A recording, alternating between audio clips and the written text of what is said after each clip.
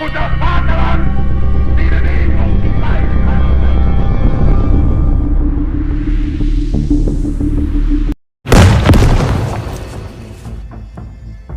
Pada masa Kekaisaran Wilhelm II pada tahun 1918, Jerman jatuh dalam krisis ekonomi, sosial, dan politik yang dalam.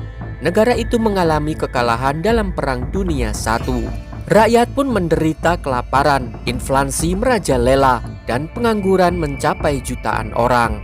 Dalam kekacauan itu muncul seorang veteran perang yang frustasi. Ia adalah Adolf Hitler.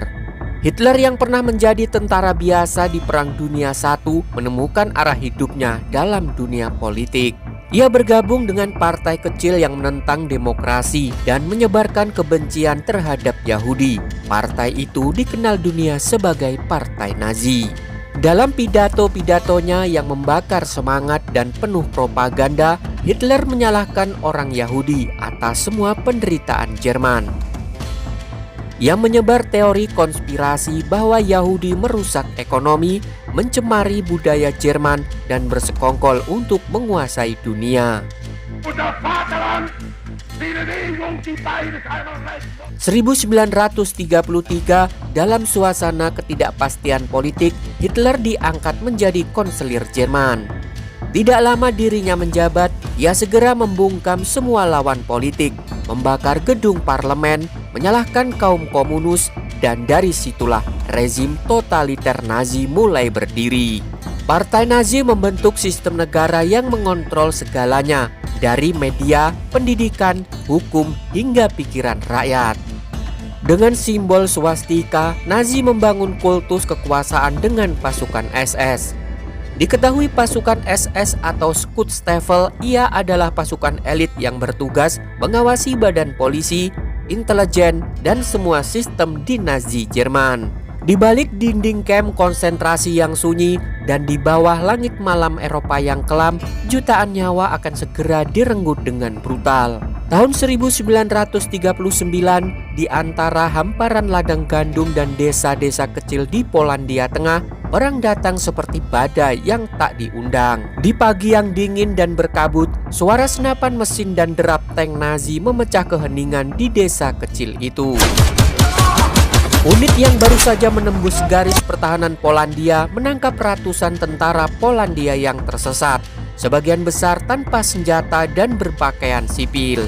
Di antara mereka ada petani yang dipaksa bertugas, anak muda yang dipanggil mendadak, dan beberapa perwira rendah yang menyerah setelah kehabisan peluru. Para tentara Nazi mencurigai mereka sebagai partisan atau pejuang ilegal, yang akhirnya membuat komandan pasukan Jerman mengeluarkan perintah dingin. Dari ratusan tawanan, sekitar 70 orang dipisahkan. Mereka dibawa ke sebuah ladang terpencil, dijaga ketat oleh tentara bersenjata lengkap. Mereka dipaksa menggali lubang besar tanpa tahu bahwa itu akan menjadi kuburan mereka sendiri. Beberapa di antara mereka berdoa dan terlihat yang lain menangis tanpa suara. Sementara tentara Nazi menyiapkan senapan mesin. Tidak ada belas kasihan, ketika lubang cukup dalam, para korban dipaksa berbaris. Dengan satu komando singkat, terdengar sebuah senjata menyala. Semua tawanan Nazi roboh satu persatu di dalam lubang. Mereka yang belum mati tembak berulang kali. Setelah selesai, para tentara menimbun lubang itu seperti menutup rahasia. Tidak ada batu nisan, tidak ada nama yang terlihat, hanya hamparan tanah kosong. Namun kejadian menyeramkan belum dimulai, dan itu baru permulaan. Penduduk desa yang melihat dari kejauhan tak berani berbicara. Mereka tahu satu kata bisa membuat mereka menyusul ke lubang itu. Bertahun-tahun kemudian setelah perang usai, kesaksian penduduk dan catatan militer mengungkap kejadian ini. Tak ada penyesalan dari pelakunya, tak ada hukuman dari pengadilan, dan hanyalah satu titik merah di peta kekejaman Nazi. Tapi bagi keluarga para korban, itu adalah akhir dari dunia. 1941, kekuatan Nazi telah meluas dari Perancis di barat hingga Ukraina di timur. Hitler dan lingkaran dalamnya tidak hanya ingin menang perang, tapi juga mewujudkan masalah Yahudi. Kali ini bukan sekedar pengusiran, tetapi pemusnahan total. Langkah menuju genosida mencapai skala industri. Kekejaman dimulai dengan pembatasan hukum dan pengucilan. Genosida adalah sebuah tindakan yang dengan sengaja memusnahkan seluruh anggota suatu kelompok nasional, etnis, ras, dan agama, dan itu adalah kejahatan serius. Genosida didefinisikan sebagai tindakan dengan niat untuk menghancurkan kelompok tersebut, seperti pembunuhan atau penghilangan paksa anggota kelompok. Dan di waktu itulah Yahudi dilarang sekolah, bekerja, atau menikah dengan orang Jerman karena rumah dan bisnis mereka dihancurkan. Mereka dikumpulkan dalam wilayah sempit penuh kelaparan dan wabah. Namun setelah 1941, Nazi memutuskan mereka tidak perlu hidup lagi dan mengirim pasukan pembunuh keliling.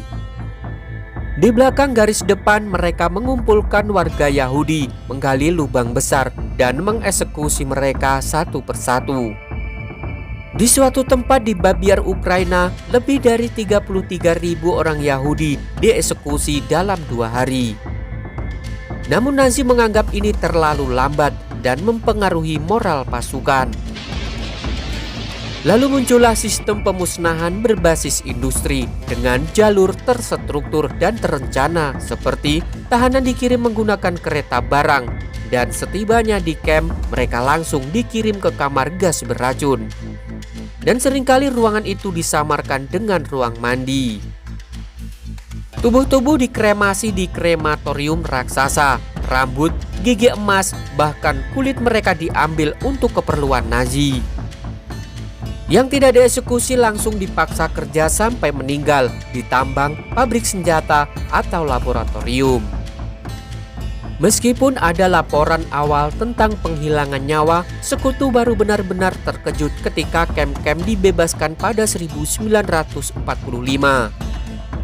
Tentara Soviet yang pertama kali masuk dan menggambarkan kesadisan tempat itu yang tak bisa dijelaskan. Diperkirakan 6 juta orang Yahudi dieksekusi.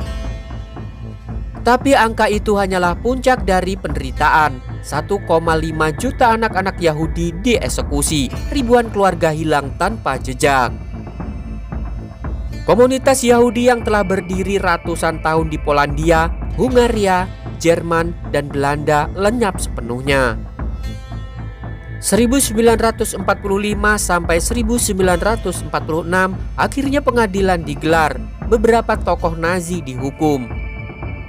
Namun kala itu banyak juga pelaku yang tidak pernah dihukum. Sebagian menghilang ke Amerika Selatan, sebagian lainnya dilindungi oleh Perang Dingin. Lebih menyakitkan hingga kini masih ada yang menyangkal meski saksi dokumen dan reruntuhan krematorium masih berdiri sebagai bukti bisu. Pabrik gas beracun dan senyap di dunia atau Holocaust bukan hanya sejarah perlakuan Nazi. Itu adalah peringatan keras tentang apa yang terjadi saat kebencian dijadikan hukum dan manusia dianggap masalah yang harus diselesaikan.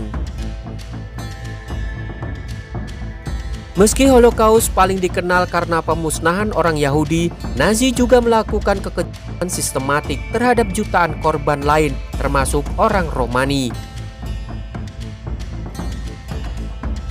Hal itu termasuk penghancuran tak tertulis. Orang Romani sering disebut Gypsy oleh Nazi dan dianggap ras inferior, sama seperti Yahudi.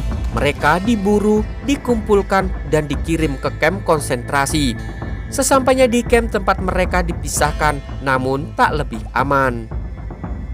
Pada malam Agustus 1944, Nazi menyapu bersih seluruh kamp Romani. Sekitar 3.000 pria, wanita, dan anak-anak dihabisi dalam satu malam di kamar gas. Total diperkirakan antara 220.000 hingga 500.000 orang tua Romani tewas dalam genosida yang disebut Parachmos, yang berarti penghancuran. Sebelum pabrik pemusnah massal dimulai, Hitler sudah memerintahkan pembunuhan terhadap anak-anak Jerman yang dianggap tidak sempurna. Program ini dikenal dengan T4 dengan tujuan membersihkan ras Arya dari ketidaksempurnaan, termasuk anak-anak autis, tuli, bisu, atau sekedar lemah fisik dijemput dari rumah sakit.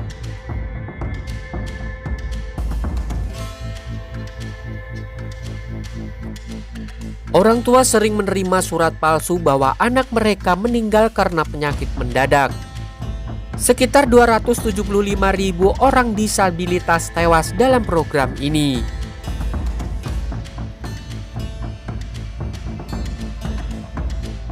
Bagi Nazi, ideologi lain adalah musuh. Ribuan sosialis, serikat buruh, aktivis gereja, dan pembangkang Jerman ditangkap dan dieksekusi. Mereka tidak hanya diperlakukan kerja paksa, tetapi juga dijadikan eksperimen dan dikirim ke kamar gas bersama kelompok lainnya. Banyak dari korban ini tidak tercatat dalam tugu peringatan. Nama mereka jarang disebut dalam buku sejarah, namun penderitaan mereka tak kalah mengerikan.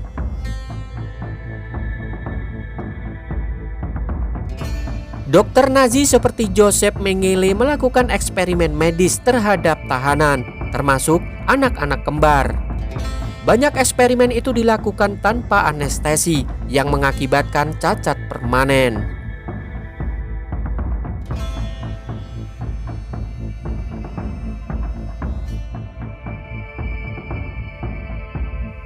Nazi telah menyerang banyak negara Eropa, menciptakan banyak teror di wilayah kependudukan. Mereka mengeksekusi warga sipil, termasuk salah satunya dalam pembunuhan massal di Polandia. Kelompok itu telah membakar desa, menyandra dan mengeksekusi warga sipil sebagai pembalasan. Dalam berjalannya waktu, akhirnya Nazi runtuh dan Hitler dikabarkan telah bunuh diri. Terima kasih buat kalian yang sudah menyimak tentang sejarah Adolf Hitler, sang diktator kejam yang dikenal oleh seluruh dunia. Tunggu cerita menarik yang lainnya dari kami. Pesan kami yaitu jas merah, jangan sekali-kali melupakan sejarah.